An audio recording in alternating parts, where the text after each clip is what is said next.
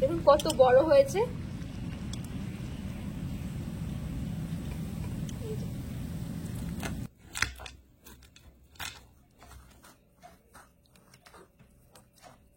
পিঠের মাঝখানে দেখুন কত সুন্দর লেয়ার হয়েছে, আর পিঠেগুলো এত সুন্দর হয়েছে দেখতে, কি বলবার, খেতেও কিন্তু অনেক দারুণ।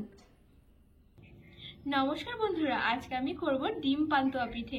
অনেক রকমেরই তো পিঠে খেয়েছেন, এইভাবে একবার পিঠে বানিয়ে খেয়ে দেখবেন, অনেক ভালো লাগবে। দেখতে যেরকম সুন্দর, খেতেও কিন্তু অনেক ভালো লাগে। তো আমি খুব সহজভাবে বানিয়ে দেখাবো, আর যে সমস্ত আমি উপকরণগুলো দিয়েছি এগুলো কিন্তু আমাদের হাতের কাছে সবসময় থাকে। তো পুরো ভিডিওটা দেখবেন, অনেক ভালো লাগবে। সবার প্রথমে আমি এখানে দিয়ে দিচ্ছি বড় কাপের 1 কাপ ময়দা, আর দিয়ে দিচ্ছি এখানে বড় কাপের 1 কাপই চালের গুঁড়ো। এবার আমি দিয়ে দিচ্ছি এখানে হাফ কাপ গুঁড়ো দুধ, আর দিয়ে দেবো 1 চামচের মতো লবণ। এবার আমি দিয়ে দিচ্ছি হাফ চামচ বেকিং সোডা। এবার আমি এখানে 3টে এলাচ নিয়েছি, এলাচগুলোকে গুঁড়ো করে নেব।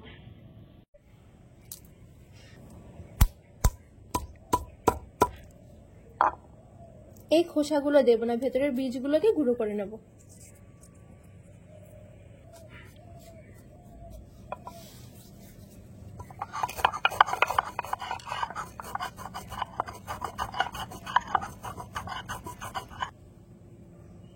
এই এলাচটা দিলেই পিঠে টেস্টটা কিন্তু আরো বেশি বেড়ে যাবে।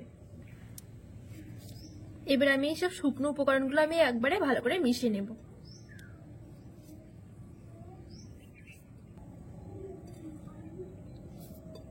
ভালো করে মিশিয়ে নিয়েছি। এবার আমি অল্প অল্প করে জল দিয়ে একটা গোলা তৈরি করে নেব। আর আমি এখানে জলটা কিন্তু কুসুম গরম জল নিয়েছি, একদম হালকা কুসুম গরম জল, বেশি কিন্তু গরম জল দেওয়া যাবে না।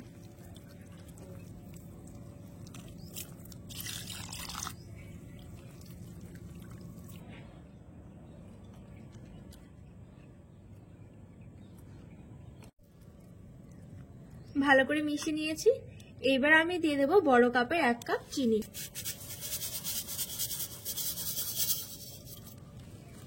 এবার চিনিটা দিয়ে আরো ভালো করে মিশিয়ে নেব।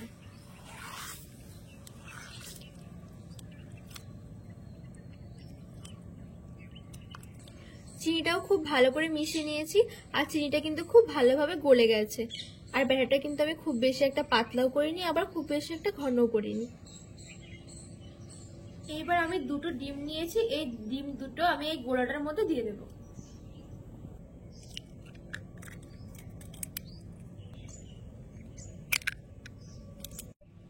এবার আমি দিয়ে দিচ্ছি 1 চামচ গোলাপ জল। এবার আবার এই ডিম আর গোলাপ জল আবার ভালো করে মিশিয়ে নেব।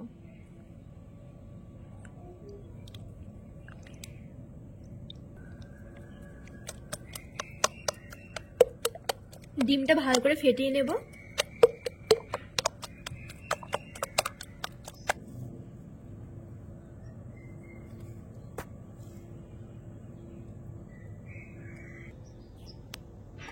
গোলাটা খুব সুন্দরভাবে তৈরি হয়ে গেছে। এবার আমি 10 মিনিটের জন্য ঢাকা দিয়ে রেখে দেবো।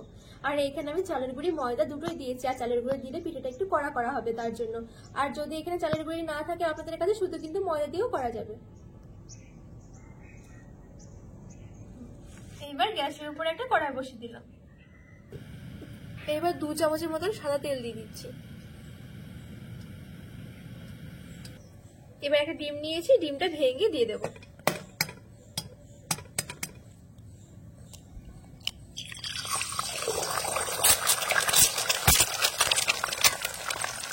আর একটু লবণ দিয়ে দিচ্ছি।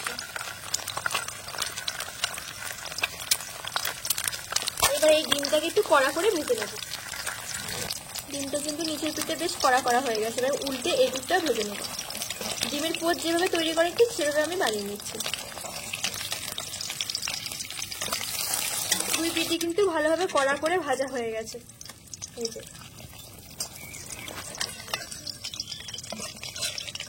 ঠিক এরকম ভাবে আমি আরেকটা পোচ বানিয়ে নেব।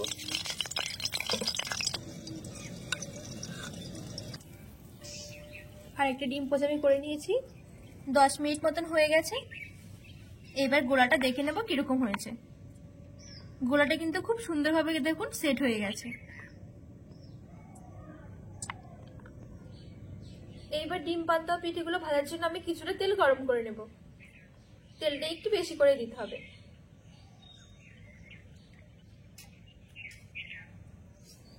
এইবার আমি যেটা করব, এখান থেকে একটা ডিম পোচ নিয়ে নিচ্ছি।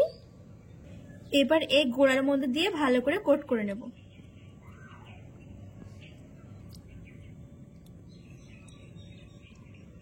ভালো করে কোট করে নিয়েছি, এবার ভেজে নেব। এইবার আমি তেলের মধ্যে দিয়ে দিচ্ছি।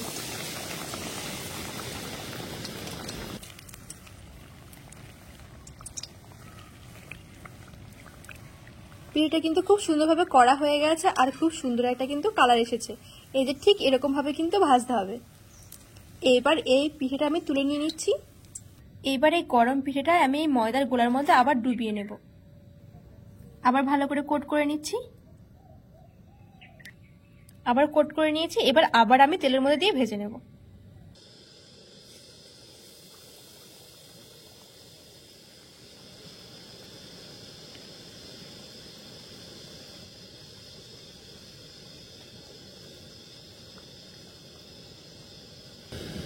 এই পিঠেটা দুই দিকটা সুন্দরভাবে লাল করে ভাজা হয়ে গেছে।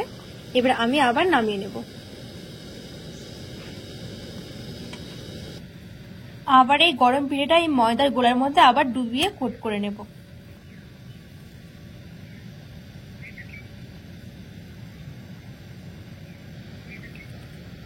এই যে ভালো করে কোট করে নিয়েছি, আবার আমি ভেজে নেব।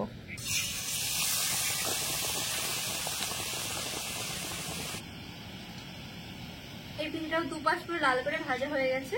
এবার আমি আবার তুলে নেব। আবার এই ময়দার গোলার মধ্যে চুবিয়ে দিচ্ছি। আবার কোট করে নেব। কোট করা হয়ে গেছে, আবার ভেজে নেব।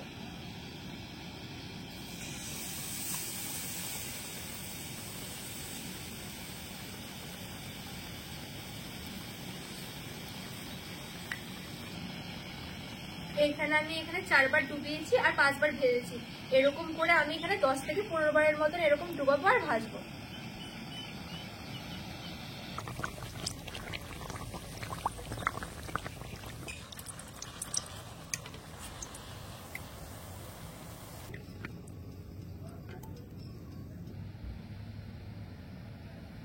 পিঠেটা দেখুন কত বড় হয়েছে।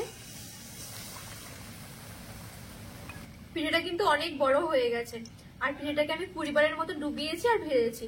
আর এর থেকে বেশি কিন্তু বড় করব না পিঠেটা।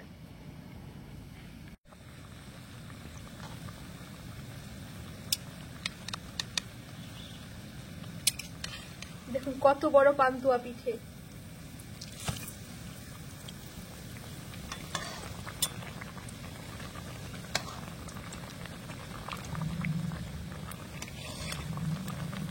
খুব সুন্দরভাবে পিঠেটা কিন্তু ভাজা হয়ে গেছে। আমি পিঠেটা নামিয়ে নেব। দেখুন কত বড় হয়েছে।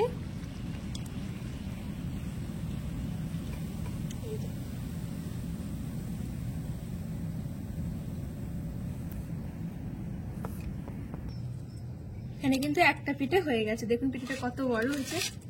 আরেকটা পিঠে আমি এরকম ভাবে ভেজে নেব। একইভাবে আমি আরেকটা পিঠে ভেজে নিয়েছি। পিঠেটা আমি কেটে দেখাচ্ছি কেমন হয়েছে।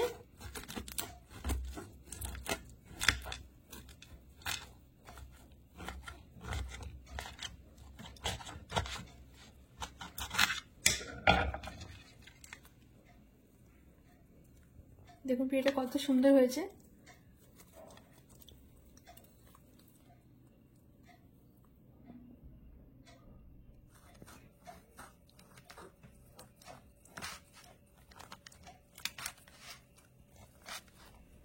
সব পিঠেগুলো দেখুন আমি কত সুন্দর পিস পিস করে কেটে নিয়েছি। আর দেখতে কিন্তু অনেক সুন্দর লাগছে আর খেতেও কিন্তু অনেক দারুণ হয় এই পিঠেগুলো।